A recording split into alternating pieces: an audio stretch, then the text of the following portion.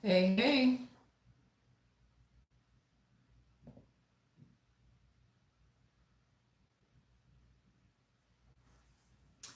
All right. Hey, guys. Thank you for joining me today.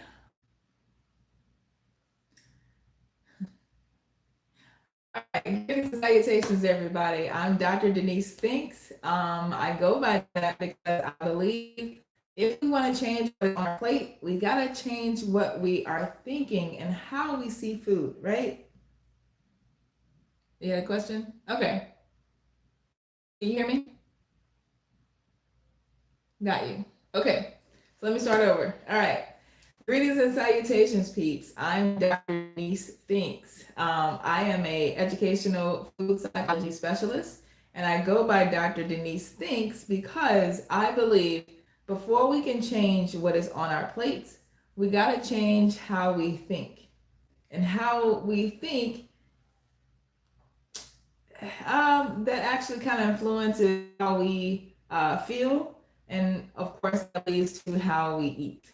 All right, so today's topic, we're going to talk about small shifts, big relief, and how those tiny patterns we eat. I wanted to make sure that, again, I asked a few questions.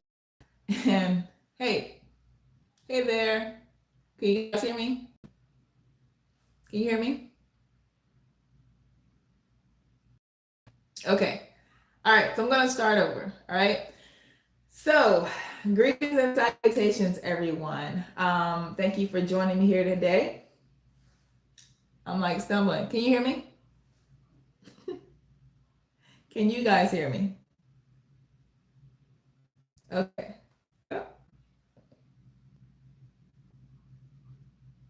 Can you hear me? Hi, hi, hi, hi. Can you hear me? Can you hear me? Testing one, two, three. Can you hear me? I'm talking to multiple people at the same time. Can you guys hear me? I'm just curious before I get started. Can you hear me? Can you hear me? Miss Angela, can you hear me? Yes or no? Hola? Yes, no, maybe. Bye bye. Okay. All right. So, salutations, everybody. Thank you so much for joining me here today. We're going to talk about small shifts, big relief, and how tiny patterns shape our relationship with food. So, not too long ago, I was invited to be a guest speaker at a wellness rally, and the topic was emotional eating. And so, of course, like any good speaker, I started warming up the room, making sure that we were all on the same page because not everyone realizes that we emotionally eat. So, do you guys realize that you emotionally eat, or have you ever emotionally ate? Someone said I emotionally ate this morning. Exactly. Relationship with food and stop emotionally eating so much. Now, I'll be honest with you guys. My journey to 10 years, okay? So, of course, I didn't through, excuse me, I did take my audience through that up and down the road. I just, quantum leap them ahead to what I kind of reflected on and what helped me get to where I am now. And I literally gave them the top three things in order of what I did to help me, right? So the event ended, and then later on, my cousin pulls up on me and she was like, "Yo, you did such a great job." And this is one of the first health talks that I've ever stayed awake for, and I was entertained and all those kind of things. And I was feeling good, and I was like, "Oh, well, thank you so much. I appreciate that." All right. And then she said, "But I want to know your real true secrets that helped you improve your relationship with food. Like the for real good." And I was just like, was my mic not on, or were you really paying attention? Because I literally gave you guys my top three things that really helped. So later on that day, I just kind of thought about her comment over and over and over again. And so, what I really heard her saying was this: I want a magic pill, right? How many of you guys out there want a magic pill? Now, in case this is your first time joining me, I used to go by Dr. Denise Street because I don't like to BS anyone. You have to do the work in order to see real change. So I don't have any magic pills. I don't have any of that kind of stuff. Okay. So I'm sorry to let you know those things don't exist. They might try to be sold to you, but those things don't exist. And if they do, they don't work. Okay. So sorry to let you know. But the additional thing, what I also heard from her was that, you know what, I don't need just more information. I'm really seeking relief. Okay. Anyone here, you're seeking relief, you want to feel better. All right. That's most people. I mean, that's the reason why most of you guys or most people take pills. So honestly, I think a lot of people are there. And at this point in life, most of us don't need more pressure. We don't need more rules. We don't need another reason to feel behind. And although what I gave in the lecture was legitimately my top three things, what I, share with my clients and really improve, again, my relationship with food, what she was really seeking is relief. Less second guessing, less feeling like food is running your life, those kind of things. So, what I want to offer you guys here today is a different way to think about change.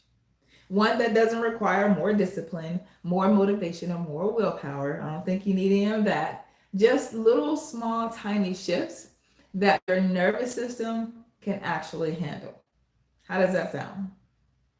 All right, great, great, great. Okay, so by a quick show of hands, how many of you have ever said, I know what to do, I just don't do it? Anybody? You guys are going nuts in the chat. Absolutely, right? You know what to do and you just don't do it. So I'm glad you're right here in this right room, okay? So we've been taught that change comes from doing something real huge, colossal, a big reset, a big plan, a big promise to do better, right? But the thing is, your life is already being shaped by small things, tiny little patterns, repeated moments, things so small that we barely even notice. So let me ask you, what are some tiny moments that are around food that you may that actually may lead you to food even when you weren't hungry? Let me ask that again, okay? I want to now ask you, what are some tiny moments around food that may lead you to food even when you weren't hungry? Anybody? Someone says late at night. You know what? Absolutely. Happens all the time. Someone says sitting down on the couch. Absolutely, yes, because it's kind of like the advertisements, what they sell to us. When we're watching TV, you're usually eating something, some chips, candy bar, something, and then of course, if you're watching a movie, usually what is that coupled with? Popcorn, absolutely. So just the bare thing of sitting on the couch, that association with food is huge. And it's not your fault. It's not your fault. Lead you to food. So, okay, maybe you're thinking about going to one of your favorite restaurants, or maybe the stress of traffic or getting into traffic, that's actually making more sense to me now. So if you're leaving work, it's 5 o'clock rush traffic. And so that makes you nervous, a little stressed out. And what do? That's part of emotionally eating, right?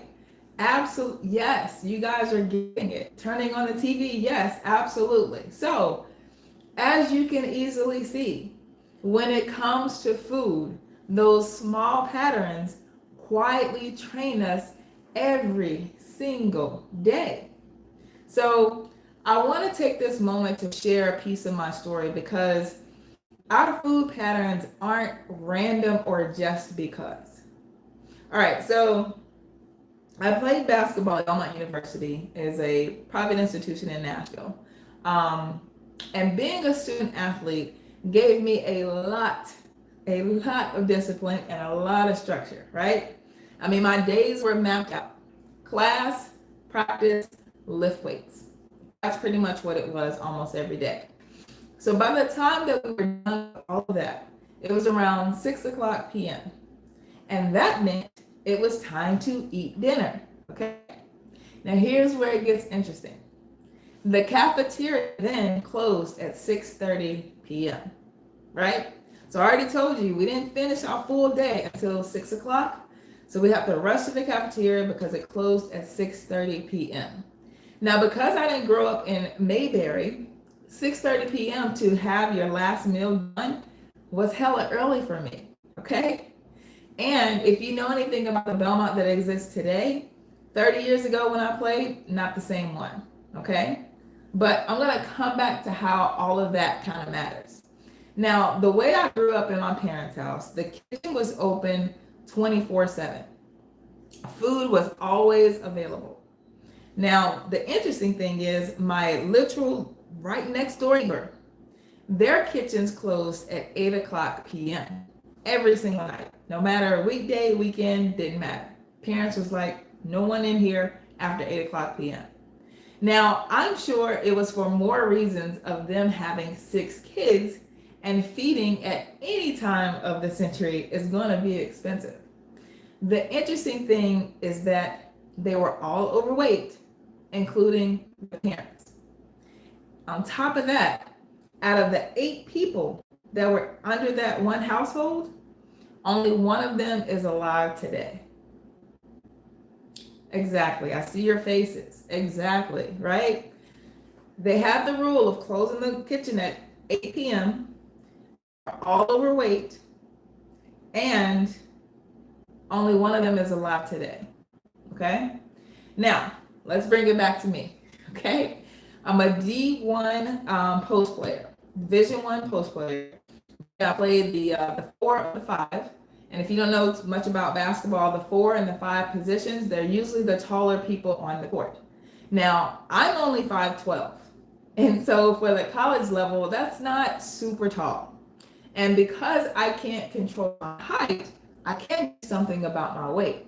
So I was constantly being groomed to gain weight, right? Because I'm going up against girls that are like 6'6". I think 6'7" was the tallest that I ever played against. And so that's a huge difference, right? So at one point, I got to a point where I was bench pressing almost 200 pounds. Yeah, 200 pounds, right? And at the time, I truly believed that I needed to eat a certain way in order to gain weight and get stronger. So after that hella early 6:30 p.m. dinner, most nights I'd walk across the street to the Circle K. All right. So if there's no Circle K where you live, that's just your average gas station. You know, twice daily, Exxon or Wawa, whatever that it is. Okay, that's what Circle K is. Okay, and y'all know the silver rolling grill for the 2 for $2 hot dogs. You got the family size of Doritos that's on the side. And then I had to wash it all down with some lemonade or some Gatorade or some Kool-Aid or some kind of aid to help me toward instant diabetes. You see what I did there? Right? Okay. But the next morning, cafeteria opened at 7 a.m. and I was there, almost first in line.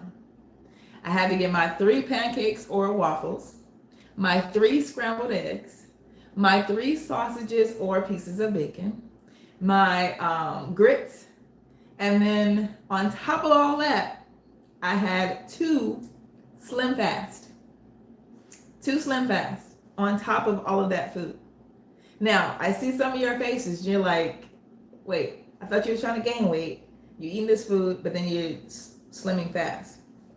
Listen, I talk a lot about the dark psychology of food marketing in my school program because most don't realize that the front of a package is for entertainment. The back right now is for more education, okay?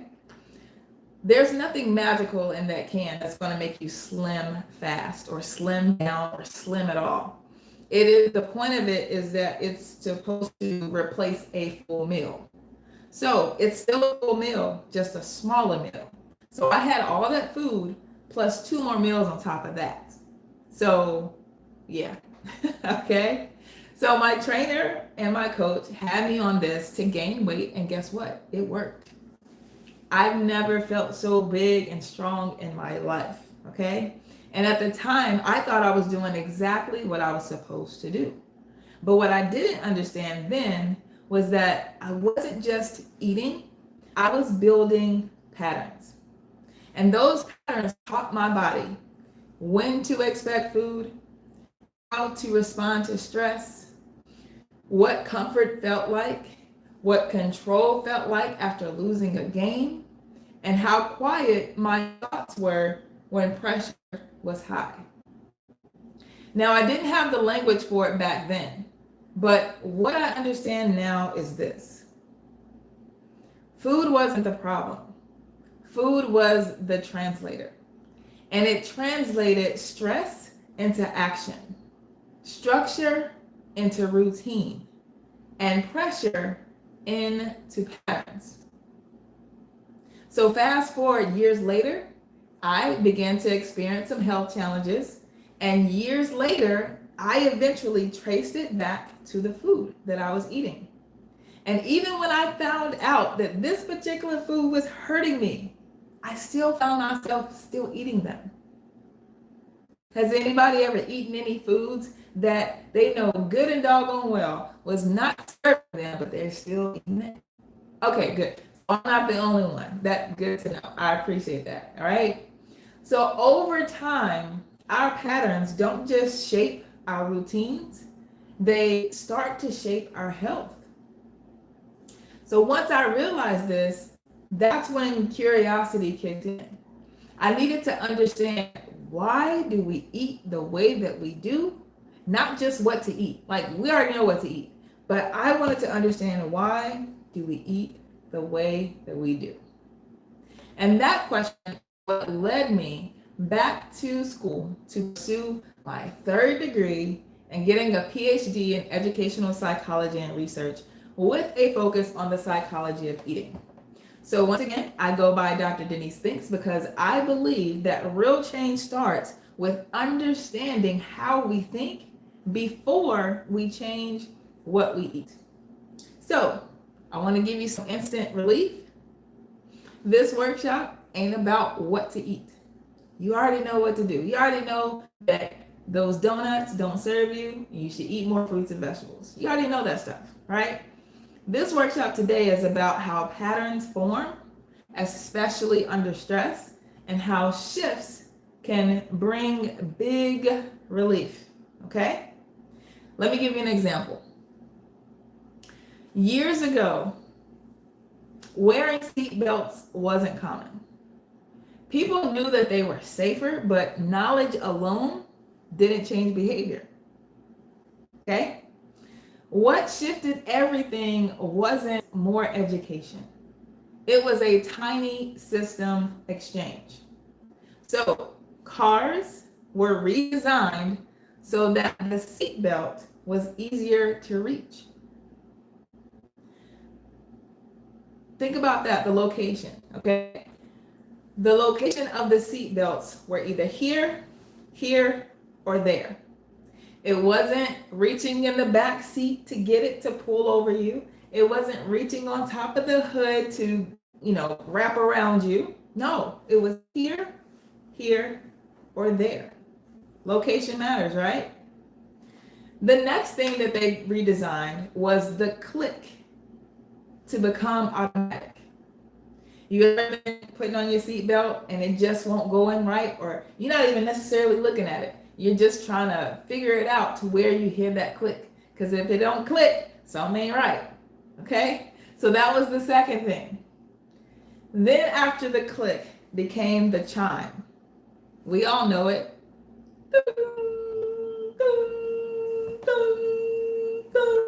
Right? How many of us just wanted to get to the end of the driveway before buckling up because you were looking for your phone, or you were trying to find a good song on the radio station, or just pulling out real quick because you're already running late? But that boom, boom, boom kept going off, and you were just like, oh my gosh, let me just shut this thing up, right? So over time, buckling up stopped becoming a decision. It just became a reflex. You just did it, okay? So that one small repeatable action dramatically reduced injuries and saved a lot of lives, okay? And once again, it certainly wasn't because people just suddenly cared more. It was because of the system made the safer and the easiest choice. So the system of the location of the seatbelt, the click that communicated it was right, and then the chime go off, that's what small shifts do, and they turn effort into ease. So how do you build the habits that you need in order to get the lifestyle that you want? I'm so glad you asked. Now, the simple example I gave you seems pretty easy to understand. But when it comes to our health, lots of times people think we need to do these big grand gestures, and we just start to do too much. Fixing your health is usually not made consistent with one big decision. So I want you to understand that. It's not just one big decision that help you get on your routine. You don't just wake up with more discipline. That's like saying, I'll start on Monday, which turns into 52 Mondays, which turns into the new year, new me, which turns into the same old week later, okay? What causes real sustainable changes is to stop trying to overhaul everything and start making small, repeatable shifts that your body can tolerate. Now, has anyone ever heard of James Clear? Author of Atomic Habits. Yes, very good. Yes. So what I'm about to give you is an adaptation of his 4 laws of behavior change. Now, his framework is so powerful. I loved it when I read it. But because his framework is designed for general habit change, this one is an adaptation, like I said, is going to be specific toward food habits that shape our daily battles with eating. Okay? Does that sound good? All right, cool. So here's the remix. Law number 1, make it obvious. Yes, when you come to the lives, you want to bring pen and pad every single time. Law number 1, make it obvious. Why do you want to make it obvious? I'm glad you asked. So our brains love shortcuts. It doesn't want to search for clues. It just wants the path to be lit up like it's on a freaking runway. Okay? So that's why so many habits, good or bad, are shaped by what's right in front of us. So for an example, a wine glass on the counter, a bottle chilling in the fridge, and then you'll see Instagram memes, it's wine o'clock, right? Those are not weaknesses to have. That's a design. And that's your current design. It's probably changed for the end of this, okay? That's a design. That's why you do those things, because of that kind of design. So yes, there's a little part of dark psychology and marketing behind that, but that's a whole nother story. The science behind this is that habits are triggered by cues. And in neuroscience, this is called the cue response loop. Okay? The cue response loop. So when your brain sees or senses something often enough, it's gonna link that cue to action. So if the wine glass is visible, your brain is not gonna stop you and ask, hey, is this healthy for us? No, it's not gonna do that. It's just gonna run that same program. Pour, sip, pour, sip, pour, sip. And it's gonna keep repeating that same story that we've told, and enforces more things like a glass a day is good for you and all that bull crap, right? So let's flip the script and let's make some more supportive habits obvious. A good example that I can give you is a client that I had. She felt that she needed a glass of wine every night. So to get her started, I suggested that she not keep her glasses on the counter. Easy enough, right? But put them away. Now, this way, she won't be on autopilot seeing the glass when she walks through the door. Walking through the door was one of those moments that one of you guys said that was around food that makes you lead toward food or putting something in your body that doesn't benefit you. So just walking through the door when she got home, seeing that wine glass on the counter, that's the reason why she had wine most nights when she got home. Okay? So put them away. Putting away causes a little bit of friction. And it's not a whole lot, but sometimes we don't need a whole lot. We just need to get it out of our initial view. Okay? So putting it away behind a cabinet or throwing it away, of course, even better, but it just is no longer in your face. That's the point. Okay? Then if she still thought about wine, she'd have to take another step to get to it. So we tried that out, and she reduced her wine intake dramatically. And then when she was just ready to the point to where, the less that she drank it, or she really didn't want it, but it was just some kind of ritual that was built. Sorry, got a phone call. It was just a ritual that ended up being built. She wanted it less and less, but she wanted something, right? So sometimes when we take something away, we got to replace it with something. Nothing wrong with that, but just make sure it's a healthier something. You ever heard of people that try to stop smoking? They end up gaining weight because they end up eating more because they got to do something with their hands. So what I suggested to my client is that she try some sorrel and swap it out for her nightly wine. Sorrel is just a cold tea. You may have heard of, what is it called? Jamaican. Dang it, I've got some. Jamaican, I can't see it. I don't know, but it's a red leaf. God damn it. Sorry, just look it up. Sorrel is another name for Jamaican something. It's right on the tip of my tongue and right there in my cabinet, but I can't get to it. So anyway, it's truly beneficial because it gives a slight similar feel as wine. Not a whole buzz, but just a little bit. And it's the same color as her red wine. And then she graduated to a special herbal blend that I created for her that she truly enjoyed.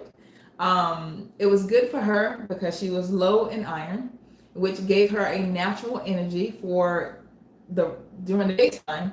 And then the rest of the time, she was ready to go to sleep when it was nighttime.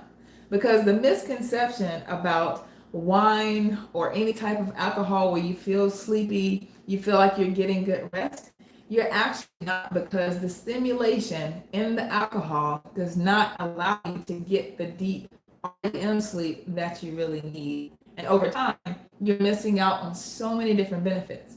So you're just making yourself older faster. So anyway, my client's first change wasn't the drink, it was the cue. Okay, she put the glass away, and then she needed something else to replace it. Tea bags, and then she got one of those kettles that boil fast, which I actually have one. I don't know if you guys can see it, but you plug it in, and it just makes the water boil a whole lot faster. Guess where she got the idea? But yeah, so just those little simple, tiny little cues just told her brain, this is what we're doing now. So that's how you guys can do the same.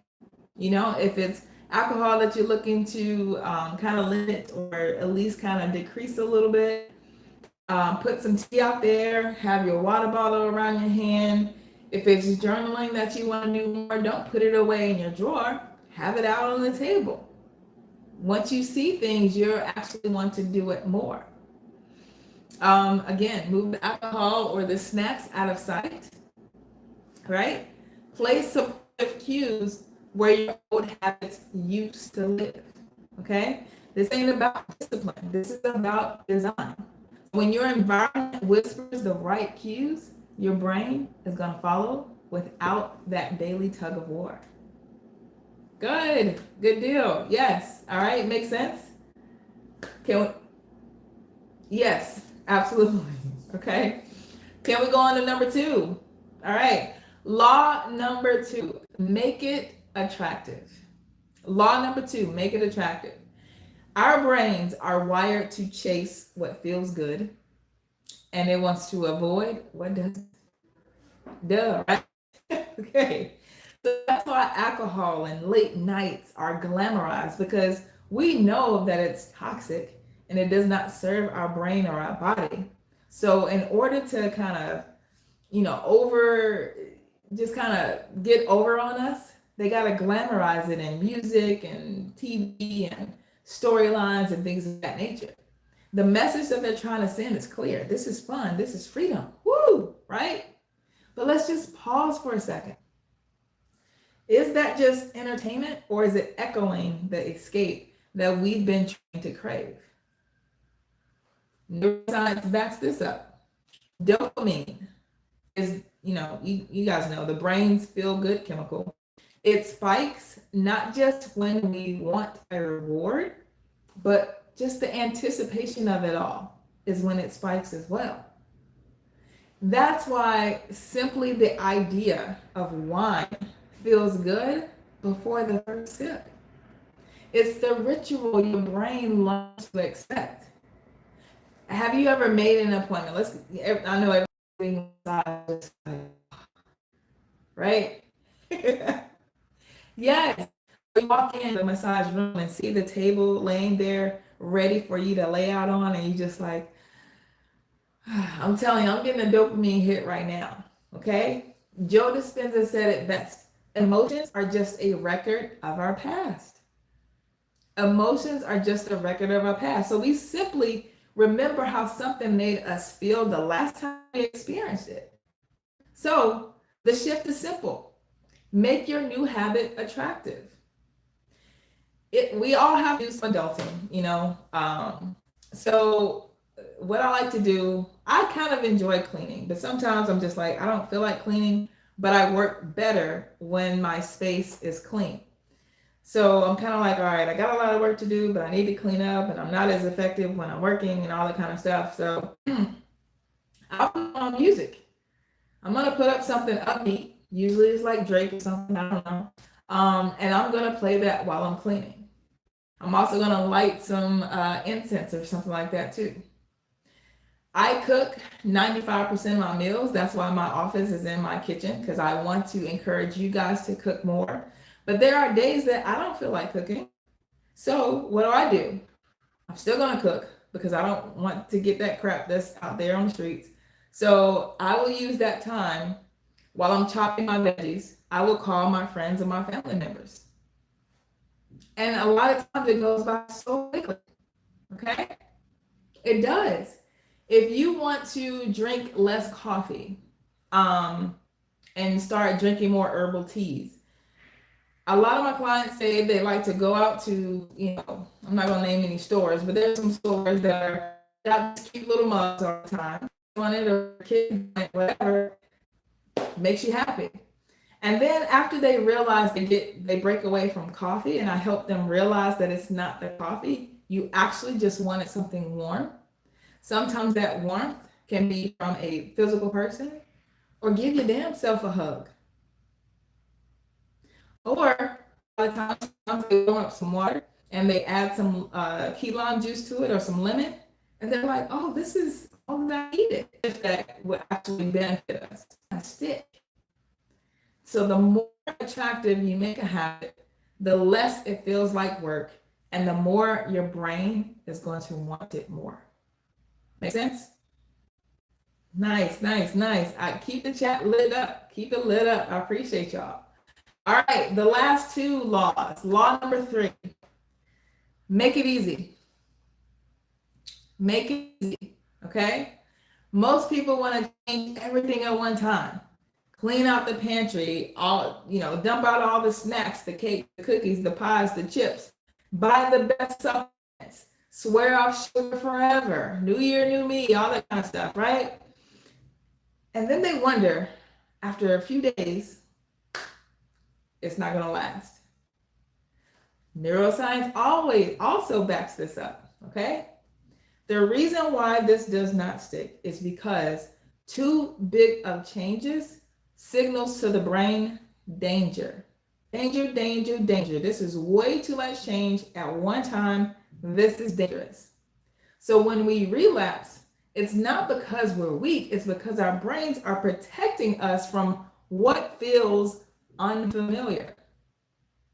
So here's the remix. Make it easy. Shrink the habit so small until it feels so small to even fail. Did I say that right? Let me say that again. Shrink the habit until it feels almost too small to fail. Okay? Let's think about fast food. Fast food chains don't win because the food tasted better than home cooking.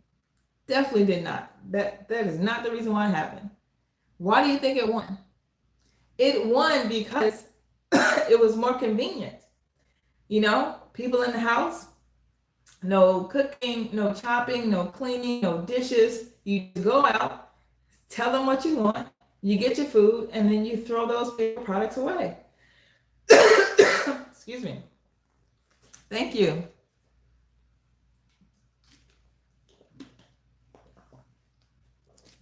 The ADHD is really acting up when it's time to clean, right? It's everything or nothing. Exactly, right?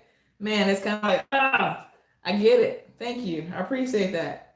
So, going back to the restaurants, again, making it easy. So, our brains are going to follow the path of least resistance. So, whether that path serves you or not, or sabotages you, that's what's going to win. Okay? So, choosing a home cooked meal, or one of my old favorites, Taco Bell. I'm sorry, I'll try not to mention names or brands or anything like that. You know, that fast food restaurant used to always win until I started entering the system. It was like, this is actually not making me feel good. A lot of times we choose what's fast and easy because it looks attractive in the beginning. But have you ever gotten into a relationship and you're like, once you're in it and you're like, you know what? This person ain't as great as I thought they were. That's always going to happen no matter who you're with. Yes, there are some people that are not so great and some are a little bit better, so to speak. But once you get in it, it's going to even out to where it's kind of 50-50. You just got to realize, like, okay, who would I rather be in this life with? You know, everybody looks great before you get with them. And then you start seeing the human side. Okay? But small wins are important. Okay? Let me give you guys another example. Another client of mine, Marcus. Marcus is funny. He came into me, he was like, you know what? I want to get rid of all these foods that don't serve me. He had been listening to me for a while, and listening to my lectures about meat and dairy and all these other kind of foods. So he was like, I just want to stop with the meat, dairy, sugar, and fried foods, I think it was. I was like, all at once? He was like, yes, I want to get rid of it all at once. I was like, okay, you go try that and then you let me know how that works. Guess what happened? Within a week, he didn't even last a week, okay? He didn't even last a week. Because again, too much change all at once. This is dangerous. The body's like, oh, let's go back to what is familiar. So that's why people feel like they fail. So when he came back to me, I said, let's scale this way back. And instead of cutting anything out, I actually want to add something to your regimen. And he was like, Doc, what do you mean? I want to cut these things out of my life. What do you mean add stuff? And I was like, here's what I want to add. I actually have this bag that's about to go out to him now. This is a bag of sea moss. Okay? I told him I want you to take a tablespoon of sea moss every day upon rising. What is sea moss? Sea moss provides a lot of the minerals that we need per day. Some people say 92 out of the 102 we need, but I know it gives us almost everything that we need. So a lot of times when we're craving salt, we're actually craving minerals. Our body is just like, please give me minerals. But we go toward the things that are really easy and fast because that's all we know. Again, it goes back to those patterns. So if you've never heard of sea moss before, you're like, give me chips, give me salty chips. What your body is really saying is like, give me sodium, give me potassium, give me trace minerals. If you crave sugar a lot, your body is actually craving magnesium. Once again, sauce provides that as well. So a lot of people are addicted to chocolate because their body is just like, please give me magnesium. I need it. I need it. And that's what they go toward because they don't currently know any better. So if that's you, I'm putting you up on free game. Get your sea moss, all right? Hopefully you get it from a trusted provider because not everybody is legit. But do your homework. Make sure you don't get it from some grocery store. I'm not even gonna go there. But I got a video on sea moss on my YouTube and also on my school, so you should check it out. Make sure you do your homework first before you go buy it. But anyway, with that one small win with my client Marcus, he was able to cut those other foods out that he didn't want to enjoy anymore. He was able to cut them out naturally. Why? It wasn't by force. It was because his body didn't crave those foods the same way, because he provided it naturally with sea moss. So his success didn't come from going harder. It came from making things easier, just a tablespoon a day. That's how easy is that, right? So what are some practical ways that you guys can make things in your life easier? Okay, somebody said they started meal prepping. Meal prepping is phenomenal. For some people, it can be overwhelming, and then some people, it can feel expensive or, I don't know, time consuming. But if that works for you, you got to go with what works for you. All we're here to do is just provide information and helpful tools. So you can't listen to every influencer. Every influencer is not gonna be, the best thing for you. Even some things that I suggest that may not work for you. But I'm just here to just throw out as many things that I can that's worked for me, that's worked for my clients. That's what we're here to do, okay? But you want to shrink it down so small to where it's almost too easy to fail, or it's almost too hard to fail. It's almost too hard to fail, right? Reduce the friction. Automate what supports you. Stack those wins into habits that you already have. For example, in James Clear's book, he gives a habit of, or something that he was trying to improve on. He said he brushes his teeth like nothing, which is a great habit to have. But he was like, I just want to improve, and floss more. And I think a lot of us have, we have those kind of issues, right? I don't floss as much as I should. So once he said, he was, what? It was just because it was too much friction. My toothbrush is right on the counter, right next to the faucet. So easy to do that. But then what he did was he got a little small bowl and put the floss toothpicks in those bowls right next to his toothbrush. And I was like, well, duh, that's just easy, right? A lot of times those things, they go underneath the cabinet or in a drawer and we don't see it. Out of sight, out of mind. So that little small tiny shift is what helped improve his health. Okay? Does that make sense? All right, let me give you guys the last law and we're out of here. Law number 4, make it satisfying. Make it satisfying. Again, our brains don't care about what's healthy. It cares about what feels good. So that's why shame and guilt and punishment never work long term. Shame doesn't release dopamine. It actually does quite the opposite. So diet culture. Diet culture sold us that pain is progress, but neuroscience tells a whole different story. Dopamine is what is going to drive your behavior. So when something feels rewarding, your brain is going to say, hey, let's do this again. Okay? Last client example, Tanya. She learned this the hard way. Tanya is funny. She learned, she went through some ups and downs before she came to see me. She tried every single diet. Does that sound like anybody? Right? Every slip up turned into guilt, restriction, and punishment. So it was just the same loop over and over and over again. Nothing changed except the cycle got stronger and stronger. So when I taught her to celebrate the small wins, everything started to shift. Part of celebrating a new year, you should be trying new things, right? So with Tanya, she had a really, really bad addiction to soda. I mean, she could go through a case of soda within like maybe 2 days. Sometimes one time, she said, one day, right?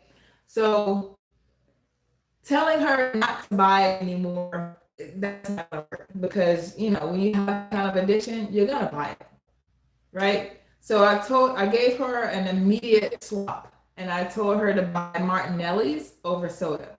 If you've never heard of Martinelli's, it's a sparkling juice, I think they call it, but it tastes just like soda, and it tastes better to me without the heavy burn. They have it. It comes in like it looks like a champagne bottle if you've ever seen it. I've seen it from dollar stores to Whole Foods, so I've seen it pretty much everywhere. So you just gotta, once you start paying attention, you go to that aisle in the grocery store, you'll probably see it now. In the dollar store, they have like the little smaller bottles, like the water bottle size, but in Whole Foods, they've got them like in the big champagne glasses. So she made that switch, and she actually loved the taste of it. I also taught her to pause before eating. Pause before eating. And this led to stopping when she was full. Has anybody ever kept eating when you were full? Because it just tasted so good, right? But when you take that pause before eating, and I know some of us pray before eating, sometimes we get to a place where we're just like thinking about this food and then we're done. We don't even think about it's just a habit. It's another habit, which is a good habit, but we're not really cognizant of what we're doing. So in addition to if you pray before you eat, take a deep breath, let it go a little bit. Writing down what went right instead of focusing on what went wrong also helped her as well. So joy became her reward and progress compounded. So success didn't come from perfection, it came from satisfaction. And that dopamine felt good, and that's what encouraged her to keep going. There's too many times, I think, where we focus so much on these big, huge goals, and it's fine to have goals. I'm not saying don't have goals. But I'm just saying we focus too much on this big goal that may take a year or 5 years. It's like, okay, what can we do today to actually get there, right? So for an example, if you have a goal of losing 100 pounds, fine, that's your goal. But what are our strategic steps to get there? Because you can look up one day and you're like, oh my gosh, it's a whole nother year later and I'm still in the same space. So let's do the what is on the inside system to figure out how we can actually reach our goals and not just say, I'm going to start Monday, I'm going to start next year, all those kind of things. Okay. So let's recap, because I know there's some new people that came in a little bit late. Most habits don't start from scratch. They grow out of what we already do. Just like I said, the example with James Clear, with the wanting to floss more, you just kind of stack your habits. Brush your teeth, boom, I've got my floss right here. Okay? Other habits that you can stack. Take your sea moss while your coffee is brewing. Okay? After you buckle your seat belt, take 3 deep alkalizing breaths. And if you're not familiar with what that is, I have a video on that on my YouTube as well. Okay? Before turning on the TV, I know when you guys said that just sitting on the couch makes you want to snack, right? So before you sit on the couch the next time, take your water bottle with you. A lot of times we're just dehydrated and we think we're hungry, but there's a such thing as thirst hunger. So just sip more water before you start to overeat. Okay? We don't need more willpower, guys. We don't need more discipline. We don't need more motivation. We just need a better system, which will get you to a better, healthier rhythm. And finally, I'll say your environment matters. Your space is either conspiring for you or against you. All right. One small shift, like putting a water bottle on your nightstand at night so you can wake up and drink it, huge difference. Huge difference. When habits run on systems instead of motivation, they stop wearing you down and they start holding you up. So let me end with this. I know early in the beginning, I mentioned like how I grew up and how my neighbors grew up, right? So what I want to come back to is that, again, the Belmont that exists today, if you're not familiar with Belmont University, beautiful campus. It's not the same one that existed 30 years ago when I played there, right? So back then, food had limits. The cafeteria closed at 6:30, and then there were natural stopping points built into the system.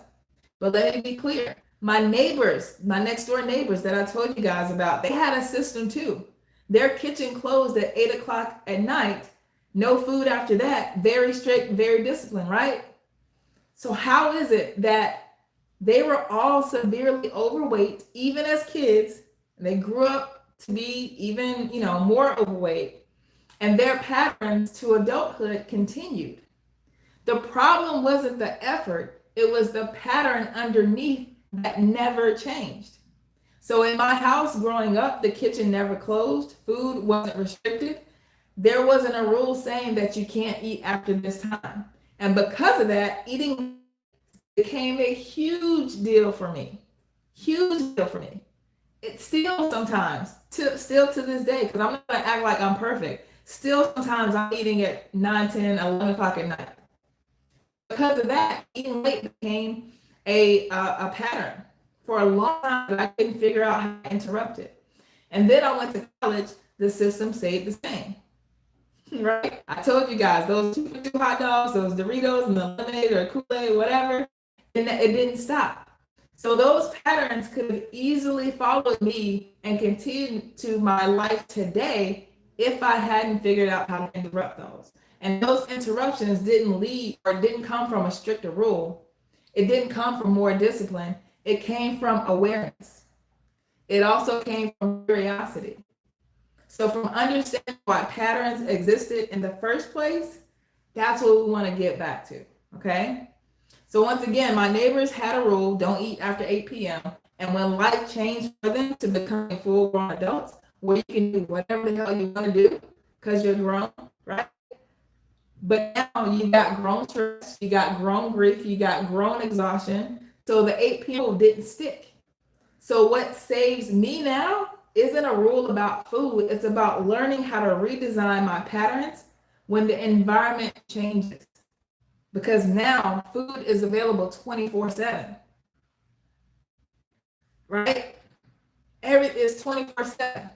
Delivery apps, late night scrolling, endless cues telling us to eat, drink, unwind, snack, be happy, and do it all right now. Flashing at us, hot now, hot now. Y'all know what I'm talking about. Yes, exactly. Okay. No matter what's going on. Okay. That's the whole entire point of all of this comes to help benefit you more than conspiring against you. Because the world is not going to change. Uber Eats and all these other delivery apps, it's not going anywhere anytime soon. So what's going to set you up to better your health and so you can win? Yes, right. So if you're on YouTube, I'm talking to my school right now. It's a private community to where I give them the real good tips, because there's not a lot I can say on social media without being shadow banned and all that kind of stuff. So if you're joining me on YouTube, join me here in my private school community. It's YouTube right here. It's right out Instagram, Facebook. It's all in my profile somewhere. I'm sure you'll be able to find it. Okay. You get a 7-day free trial. And after that, it's $5 a month. Obviously, it's not about the money for me at $5 a month. It just helps me with the and all that kind of stuff. Keep giving you guys good content. Inside the program, I also have a 13-week step-by-step program help you with your design of your environment, and also to help you get off of your cravings. Sea moss is one of them. Sea moss is one of them, but at the same time, it's not magic and that's going to help you every single time. Because listen, have you ever been around somebody and you're doing good, and then they come in and say, "Hey, you want something to eat?" And you like, "Dang, I do." You weren't even thinking about food. You weren't even hungry, but because they say you want something to eat, you were like, "Yeah, get me something." So, so I teach you how to curb all those kind of situations where again your body is gonna be like, "No, I really don't want anything. I can't." I get so excited every time I think about the last time that I was automatically reaching for Snickers and Hershey's and all that kind of stuff. I don't even desire any of that stuff anymore because of psychological tricks that I taught myself that I want to teach you guys too. Okay. But that's all I have for today. I hope you guys learned something. Let me know if you guys want more of this kind of help or something totally different. Because again, you guys already know what to eat and what not to eat. That's not what I do. I teach you the psychological tricks and the dark psychology games that are being played on us to make us want to eat and overindulge more. Okay? So you guys let me know. Let's be love, huh? Let's be heart. You want to be in love with, I don't know. I'm not sure what that means, but yeah. I'm gonna close the social media accounts right now so I can answer some private questions for the people in school. You guys join me inside if you want to have any personal questions that you have to help me or so I can help you and we just continue to have a good time. All right. I'll see you. Thank you. Thank you. Thank you.